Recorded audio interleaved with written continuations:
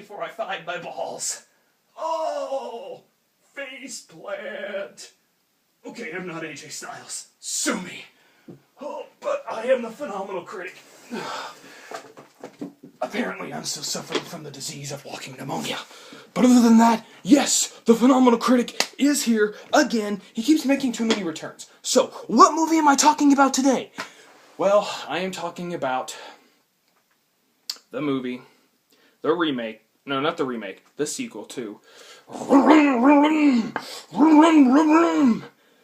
Not the chainsaw!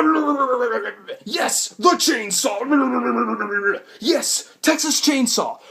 The sequel, I guess you could call this a sequel remake or a new idea sequel. So, things about this movie, I'm already going to tell you. It's not bad, but it's not good. So let's kick things off right. So the beginning of this movie kicks off right after the end of the very first one. You know, where the chick jumps out the window and they show how everyone died in the first one. And the sheriff comes up and he's saying, bring out the boy, bring out... Oh, and by the way, in this Texas Chainsaw Massacre, he's not known as Tommy. He's known as Jedediah. Jedediah Sawyer. This is all the Sawyer family. I don't know if they were Sawyers in Texas Chainsaw Massacre at the beginning, but anyway, let's keep going. And the police are going like, bring him out. You guys butchered 3 people. He was just protecting the family, protecting the house. Well, that's not the way she said it. Get him out here. Bring out the boy. He's family. He's being simple. You let that girl live. You let that little live. Yeah, and then all of a sudden, here comes a bunch of people from the town. There are more people coming, and they're not cops. So then, yeah, people come and like, we're here to back you up, Sheriff. Well, you can turn right around because you ain't doing this. I'm doing this. And then all of a sudden they get these haymakers or whatever they are, bottles with fire and cloth, whatever. Throw them in the house, burn everyone alive. Everyone gets shot. Except, somehow Leatherface survives. They close the iron door, and somehow this room is not touched. That makes no freaking sense. The house clearly burns down. How can that room not be touched? Yeah, that makes no friggin' sense. You're probably asking, Nick, how does that make sense? Well, I have no idea. I'm not a fireman. If I had a fireman, I would ask, but I don't have one. Sorry, guys. So, anyway, they're searching through the ashes and everything, and they find this chick holding a baby. And she's like, help us, help us, help us. We're burned. We need a new home. And he's like, give me the baby. Just give me, come on. I got her. Let her go. And all of a sudden, oh, bang! Kicks her in the face. I guess breaks her nose, and then brain damage. I don't know. So they find the baby, and she has a she has a burnt mark on her because of the fire. And so, yeah, these people basically kidnapped a baby. Abduction! Abduction! Warning, baby abduction! Yeah, apparently no one pays attention to a missing baby. Of course, anyway, so, yeah, we cut to years later. And the baby is all grown up. Her name is Heather. She works at a grocery store, which I do as well. But she works in the meat department, which actually kind of makes sense because her family did work in a slaughterhouse. So, she doesn't know it, but you know what? Oh well. So then, her friend hits an alarm, and I can honestly tell this character from as soon as I see her. Whore! And her friend's like, how dare you? Well, I told you that his friend was a handful. Well, when you see your boyfriend for me, kiss him for me. What? I like him. And then the girl comes up. Your boss wants you back at the register. He's like, I'm going to go work on my costume. I just don't mean scary. Yeah. Whore. So then, yeah, we see Heather and her boyfriend, Ryan, who's, I guess, trained to be an MMA fighter. He's going to go, yeah. Actually, that was a bad act. Anyway, so then she's making some kind of art with bones and stuff, and he's like, I didn't think you were going to bring your work home with you. And he's like, come on and give this a try. She's like, I don't want any bruises. I wasn't talking about the bag. I wasn't either. So then they start making out, and something I'm going to give this movie props for is almost every Texas Chainsaw Massacre movie, you see a girl's tits. You see her without a shirt. You see her without a bra. In this movie, they actually cleaned this up. And when a Texas Chainsaw Massacre movie, that is a big step up. I'm so proud of you. So yeah, they're making out and stuff. All of a sudden the doorbell rings and they're like, oh, dang it. You know, it was like that first time. I've never had it. But you know, it's like that first time, like when you're getting ready to, oh yeah.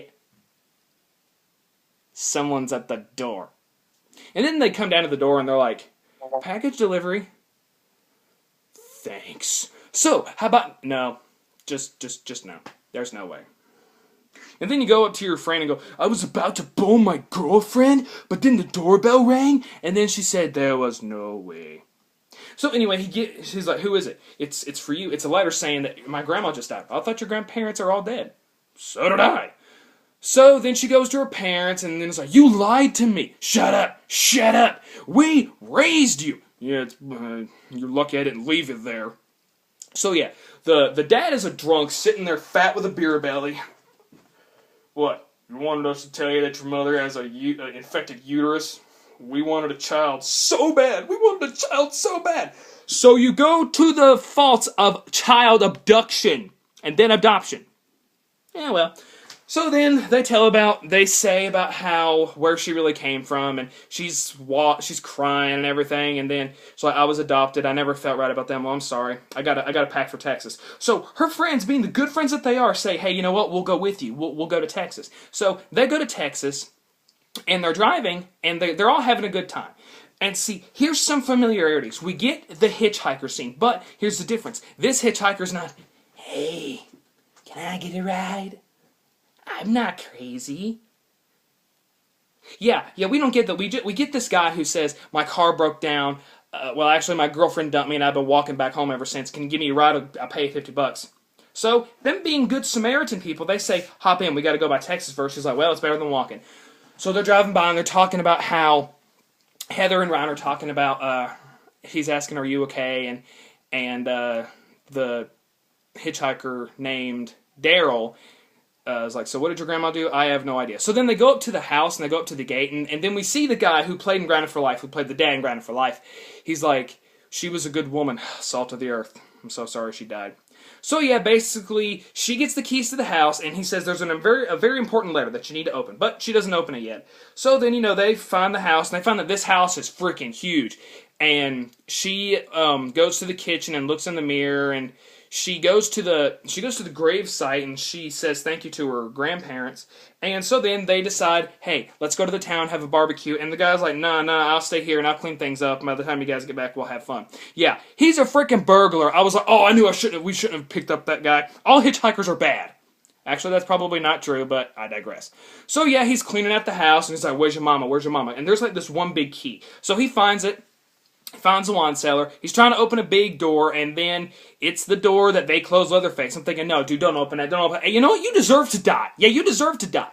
Yeah, Leatherface bashes his brains in, and yeah, then they come back. They go to the town, and the mayor and a cop talk to her and are saying that we'll take the house off your hands and everything like that. And she's like, no thanks. Because they were hoping that this would be over years ago. But it wasn't, so yeah, they screwed up. So anyway, they get to the house, they realize that the guy robbed them, but they're not going to let that from stopping them having a good time. And, the guy said, let me cook for you, so he's starting to cook, and he finds a hidden door. He finds a hidden door, and what a shock, he finds Leatherface. Leatherface just doesn't kill him right off, but drags him down the stairs.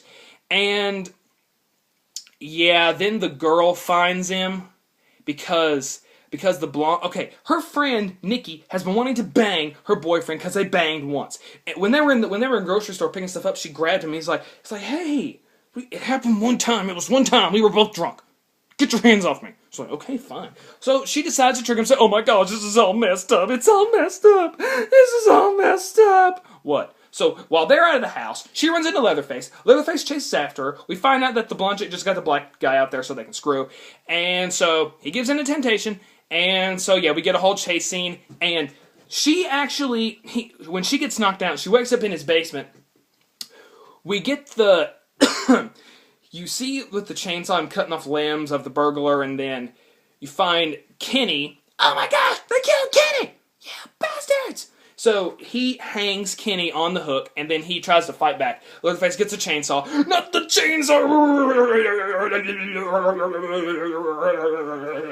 Cuts him in half. She runs away. She hides in a casket. He's digging through it, and then the white chick's like, hey! Hey! I'm thinking, why are you getting the killer's attention? Why are you trying to get his attention? He chases after him, and they hide in the barn. They're like,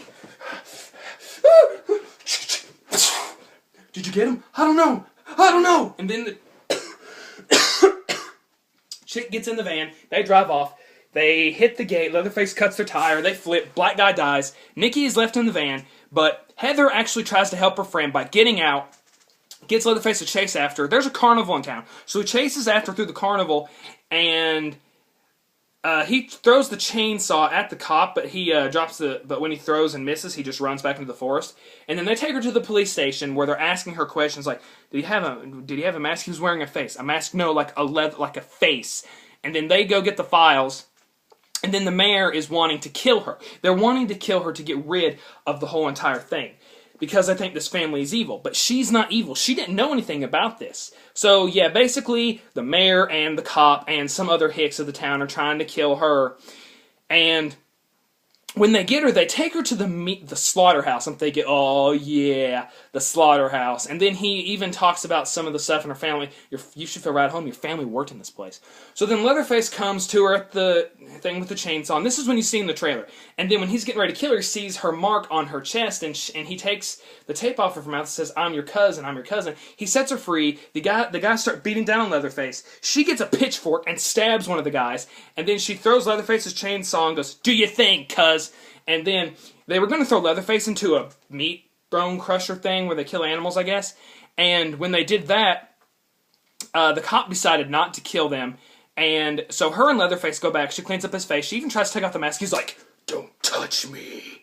And then she reads the leather and it says, your real name is...